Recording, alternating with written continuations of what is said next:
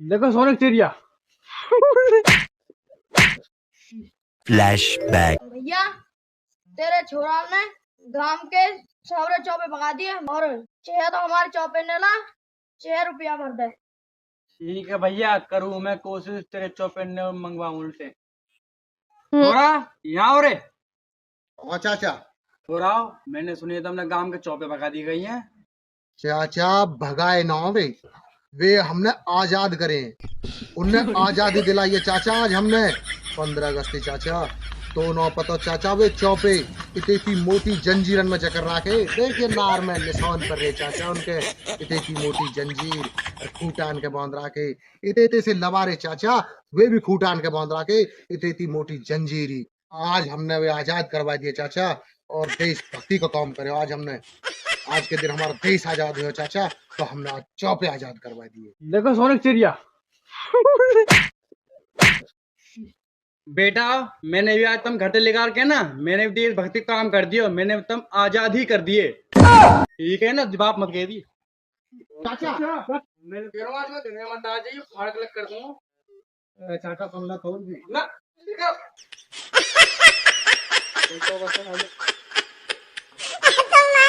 कोई नो देश भक्त में तो नाम आई जाएगा हमारा नो। घेवर ले लियो बुआ 2 किलो ले लियो।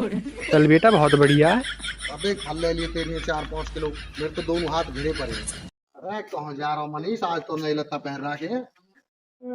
भैया बुआ जी की तो जा रहा हूँ। ए तेरी बड़ी बूढ़ी बुआ यार खाती देखा है तू आके। होटल पे चल रहे हैं, एक बढ़िया बोतल लेंगे और सब्जी वब्जी लगवा के बढ़िया पीमेंगे खामेंगे। ना भाई पापा मारेगा, मैं तो ठीक हूँ। अगर तेरी बुआ लौट जा फिर? चलो होटल पे। अच्छा चल फोन लगा अपनी बुआ से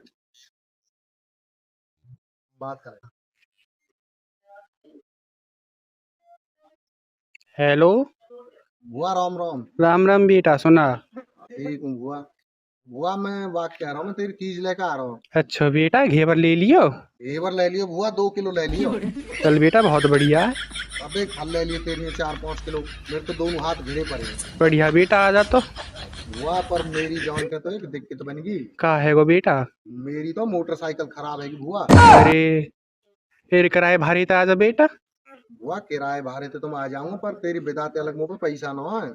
किराया भाड़ा तेरी विदा में देना पड़ेगा मुँह। अरे भैया 100-150 रुपया किराया भाड़ा लगा वो तेरी विदा में जाएगा। अरे भैया रहने दे, फिर मत आवे तू। मैं तो रक्षाबंधन पाऊंगी जब ये अपनी पूरी विदा ले लूंगी, जब ही कर लूंगी हिसाब। अब मत आवे तू, रहने दे। ठीक है तो बुआ। ठीक है बेटा।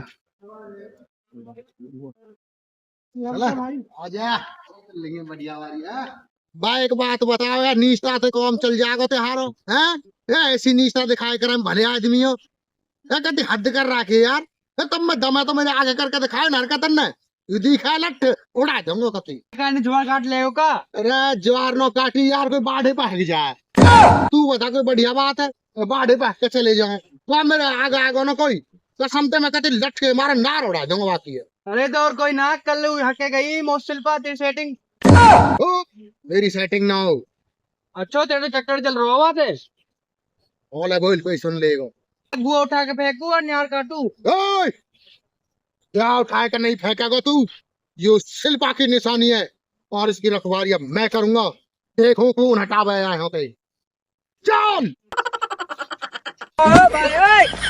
मेरी नजर जमीन की तरफ जाती है जहां पर एक मक्खी बैठी हुई थी और उस मक्खी से महज 1 इंच की दूरी पर एक मकड़ी बैठी थी। वो मकड़ी उस मक्खी पर हमला करती है, उसको पकड़ लेती है। तो मैंने मकड़ी को उंगली लगा करके उस मक्खी को उसके चंगुल से छुड़ा लिया। मकड़ी भाग जाती है। अब मक्खी जमीन पर उल्टी पड़ी हुई है तो मुझे लगा कि शायद इसका कोई अंग डैमेज हो गया है और अब ये उड़ भी नहीं पाएगी। तो कुछ देर बाद वो मक्खी भी उड़ जाती है। अब मक्खी को बचा करके तो मुझे लग रहा है कि मैंने पुण्य कमा लिया, लेकिन साथ में मैंने उस मकड़ी का निवाला भी तो छीन लिया। वो मकड़ी उस मक्खी को खा लेती, उसका पेट भर जाता। अब मेरी समझ में ये नहीं आ रहा है कि मैंने पाप कमाया है या पुण्य कमाया। तो आप लोग मुझे कमेंट में ज़रूर बताएं कि मैंने सही किया या गलत किया। मैंने पाप कमाया है या पुण्य कमाया है। राम राम। एक लेडीज जी हमारे घर आवा, हमारे घरवाली के पास, हम तो चलो घूंघट वूंघट करे करे, तो हमारी घरवाली ते कह रही तेरो आदमी कच्चे घर के काम में तेरा हाथ वाथ न बटावे, वान की तो न बटावे, वान की देख मेरो आदमी तो ड्यूटी लग रहा है, और 12 मौस सुबह की सानी ऊकर है, और खेत पे ते न्यार लाए के घेर के जा ड्यूटी। लाली को पापा, लाली के पापा कही करे बात है, लाली पापा, और मेरे लाली के पापा तो ऐसा और वैसा। अब हमारी वीरवानी हम थे के देखो फलाना आदमी ऐसे घर के काम करवावे, सानी वानी करवावे, तुम भी तुम वो सहार दे सको थोड़ा बहुत। कि यार बातें मिलो मैं कि भाई से मिलेंगे उससे। मैं कि भाई एक बात बता यार, तू ड्यूटी लग रहा हो, तू सानी वानी कैसे करे करे, क्यों करे करे तू? वान की मैं सानी करूँ, मैं तो बात न्यार जरूर लाके गिर जाऊँ, बस खेत दूर है थोड़ी से, वीरवानी कहाँ जाएगी अगली, बाकी सानी वानी ना करे करूँ भैया, मैं ना दऊँ वीरवानी तो इतना सा भी कि हेमो ते खूब सानी कर दो, पर मैं करूँ ही ना हूँ। यार हमारी वीरवानी तो ऐसा ऐसे कह रही है, वान की झूठ बोला है, नहीं हवाबाजी करती डोला है। मैं कि ठीक है, मैंने अपनी घरवाली बताई, तू तो ऐसा ऐसे कह रहा हो, तो फिर वो लेडीज़ मिल जाए हमारी घरवाली है, वान की तेरा आदमी तो ऐसा ऐसे कह रहा हो, हमारे आदमी ने पूछिए। जब कह रही है एक काम करिए, तो अपने आदमी से भेज दीजिए 5 बजे से आए के देख लेगा। ठीक है, मैं वीरवानी ने बताई, ये ठीक है। तो मैंने 5 बजे का अलार्म भरे और दिमाग में फीड कर रहा कि बस सुबह चलना हो 5 बजे, हाँ जरूर देख के आऊँगा। तो मेरी आँख खुल जाओ 4 बजे ही, जब फ्रेश व्रेश है लिया हॉल हॉल 4:30 बज गई। मैं कि चल यार डोलिया में कस देख के तो आऊँ। मैं गया तो भाई साहब तो गोबर गिर रहे, हेल धर रहा की सिर पर गोबर की भर कर, और गोबर गिरने में लग रहा हूँ। जब तक ये हमारे 90 लाख रुपए नहीं देगा मैं इसे नहीं छोड़ूंगी। जिस दिन ये पैसे हमारे वापस कर देगा मैं इसे छोड़ दूंगी, तलाक दे दूंगी। एक पति पत्नी की अनोखी कहानी और सच्ची कहानी मैं इस वीडियो में बताऊंगा आपको। सन 2005 में एक लड़के की शादी होती है जो गरीब घर से था, लेकिन लड़का दिखने में बहुत सुंदर था, अच्छा सेहतमंद, 6 फुट से ज़्यादा उसकी हाइट, और दिखने में काफ़ी सुंदर। शादी हो जाती है तो शादी के 2 साल बाद उसके ससुर जी की ज़मीन बिकती है बहुत महंगी। तो वो अपने ससुर से 90 लाख रुपए ले लेता है कि मैं आपको अपने यहाँ सस्ती ज़मीन दिलवा दूंगा, और उसमें आपका मुनाफा अच्छा होगा, ज़मीन आ जाएगी, और कभी आप उसे बेचना चाहो तो महंगे दामों में बिक भी जाएगी। तो उसके ससुर जी एग्री हो जाते हैं, उसकी घरवाली भी एग्री हो जाती है।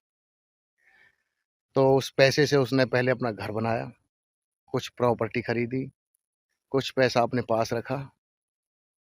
तो जो प्रॉपर्टी ली थी वो अपने नाम पर ली थी, अपने लिए ली थी।